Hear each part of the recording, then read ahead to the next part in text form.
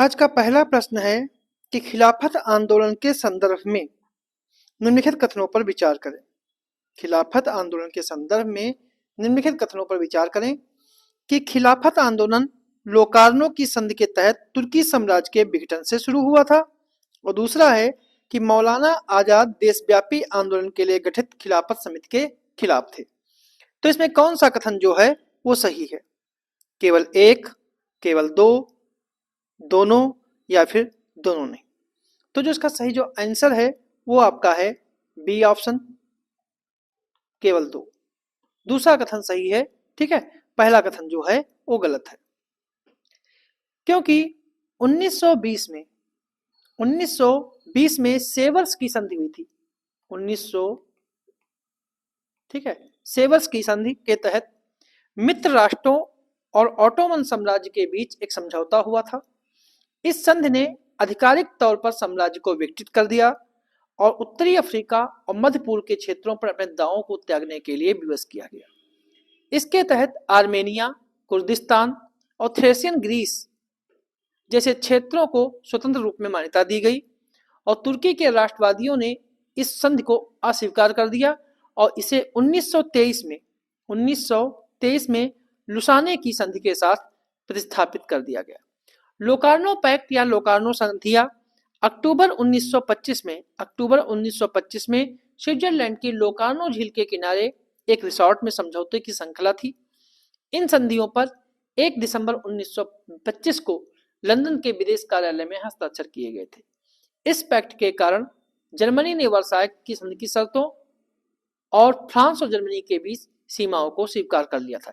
इसलिए पहला कथन जो है वो गलत है, क्योंकि खिलाफत आंदोलन लोकार्नो की संधि के तहत तुर्की साम्राज्य का विघटन नहीं हुआ था, बल्कि 1920 की सेवर्स की संधि के तहत हुआ था।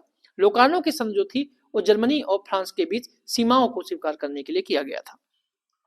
भारत के मुस्लिमों ने यह महसूस किया कि तुर्की के सुल्तान के पद, जिसे कई लोग मुसलमानों के धार्मिक प्रमुख के रूप में भी मानते थे, उनको कम नहीं किया जाना चाहिए था।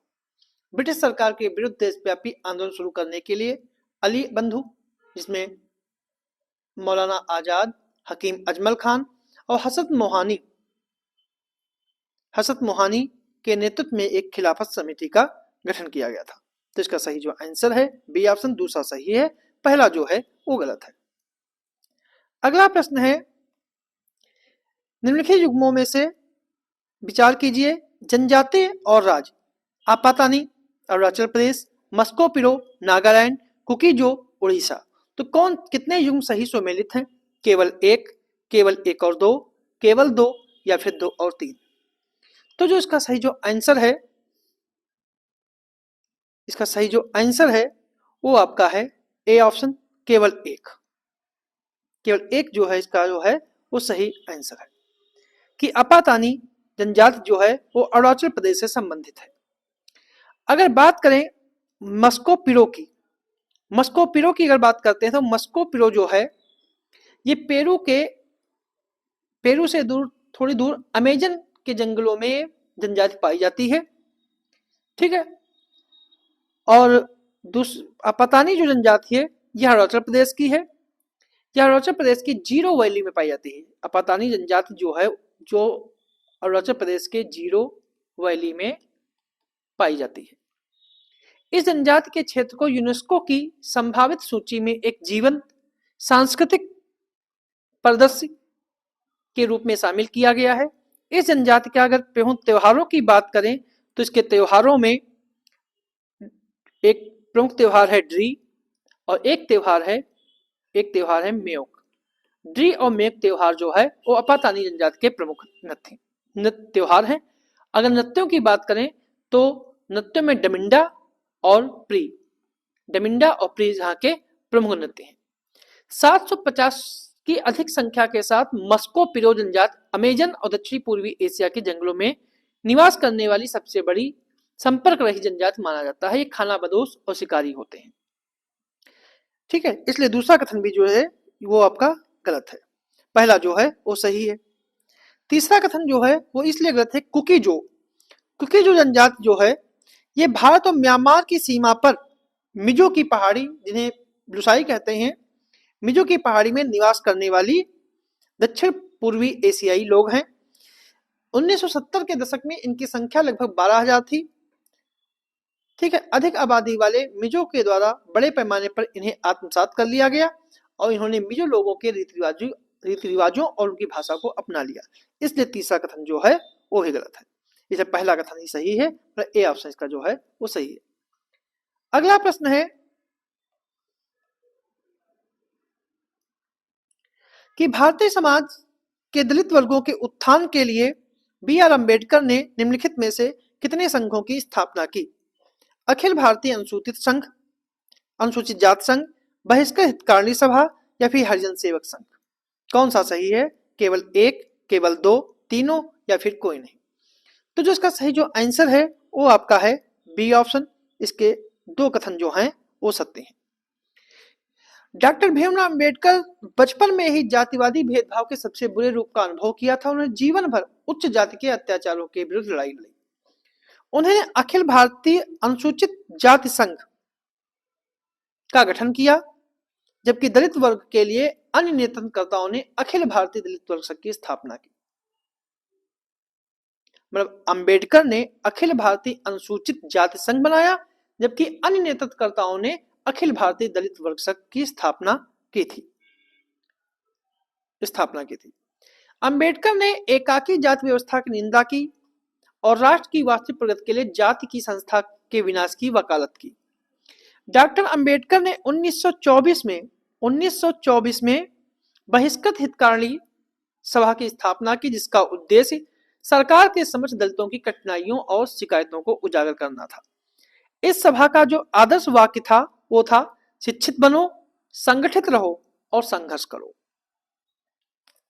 अखिल भारतीय हरिजन सेवक संघ एक स्वतंत्र राष्ट्रीय स्तर का गैर लाभकारी स्वैच्छिक संगठन है। इस संगठन को अखिल भारतीय अस्पृश्यता विरोधी लीग के रूप में जाना जाता है।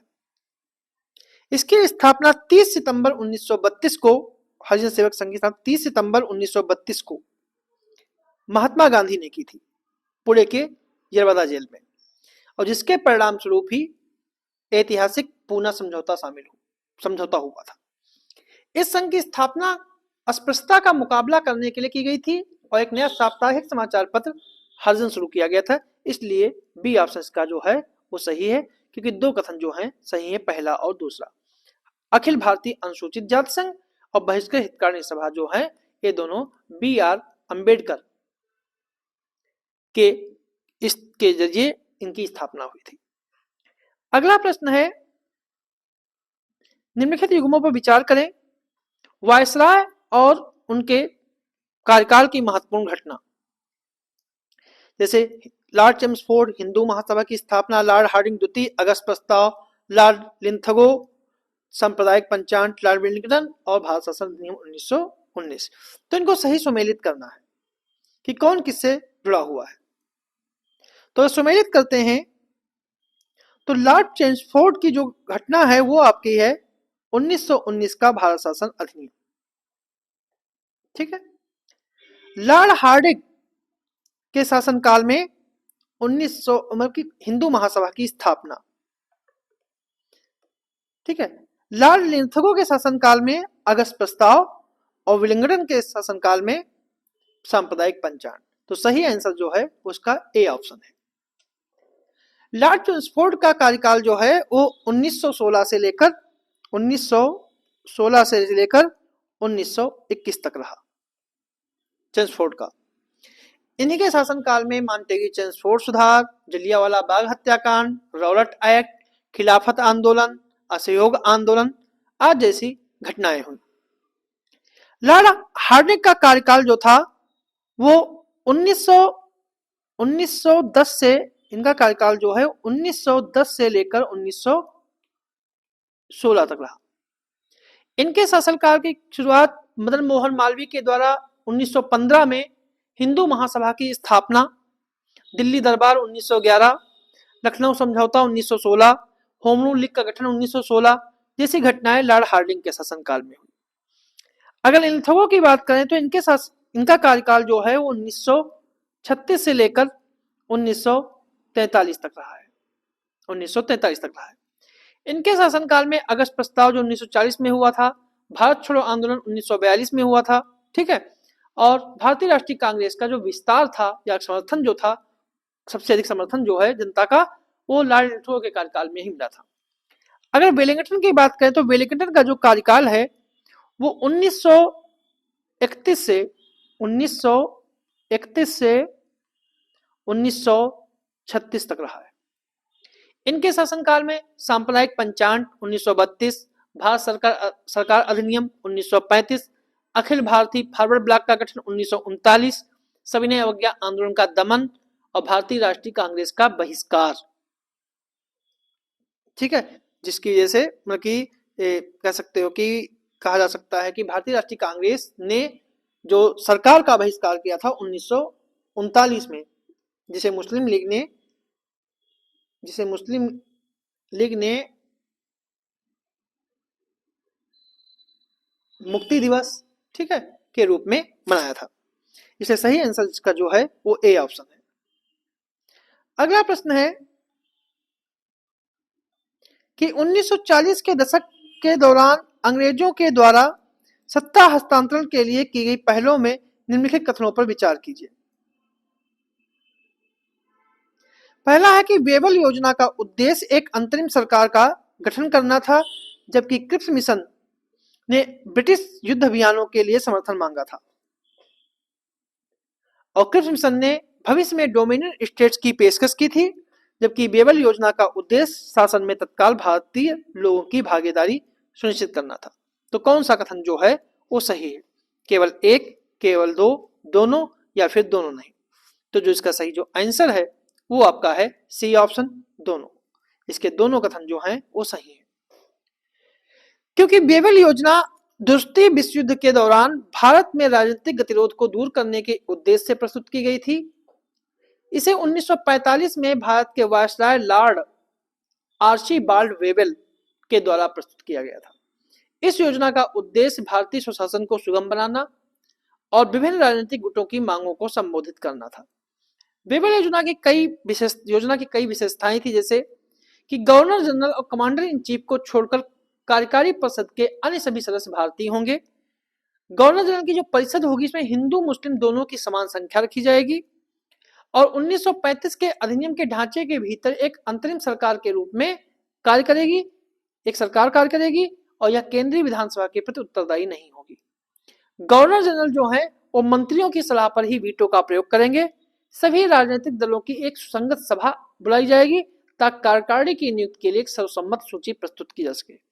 किंतु यदि एक संयुक्त सूची की सहमत न बने तो प्रतिनिधिमंडल अलग अलग सूचियां प्रस्तुत करेंगे और युद्ध समाप्त होने पर नए संविधान का निर्माण पर बातचीत की संभावनाएं खुली रखी जाएंगी।